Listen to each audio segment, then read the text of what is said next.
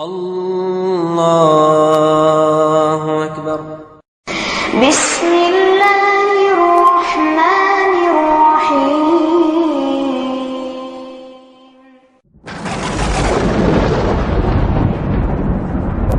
اسی طرح اللہ کے رسول اکرم صلی اللہ علیہ وسلم ہر مہینہ 13، 14، 15 کو روزہ رکھتے تھے، اور حضرت ابو ہریرہ کی ایک روایت 4 چاند لگا دیتی ہے سوموار اور جمعرات کے روزے پر۔ حضرت ابو ہریرہ کہتے ہیں اوصانی خلیلی، ہمارے جگری دوست یعنی پیارے حبیب صلی اللہ علیہ وسلم نے ہمیں وصیت کیا ہے، 3 چیزوں کی ہمارے جگری دوست نے ہمیں سجھاؤ دیا ہے، وصیت کیا ہے، لا ادعہن حتی اموت، میں مرنے کے دم تک انہیں ہرگز نہیں چھوڑ سکتا۔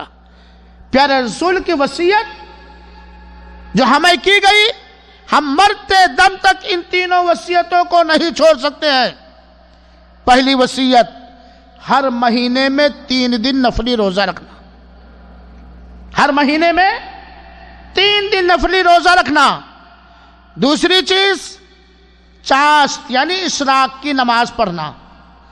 تیسری چیز، وتر پڑھ کر کے ہی سونا، وتر پڑھ کر کے ہی سونا۔ ابو ہریرہ کہتے ہیں یہ 3 وصیت پیارے حبیب صلی اللہ علیہ وسلم نے ہمیں کی ہے، میں مرتے دم تک ان کو قطعاً بالکل ہرگز نہیں چھوڑ سکتا۔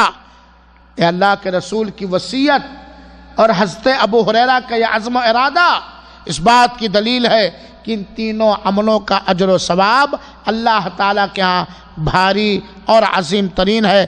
اللہ تعالیٰ ہمیں نفلی روزہ رکھنے والا بنائے، اللہ تعالیٰ ہمیں اشراق پڑھنے والا بنائے، اللہ تعالیٰ ہمیں وتر کی پابندی کرنے والا بنائے، آمین۔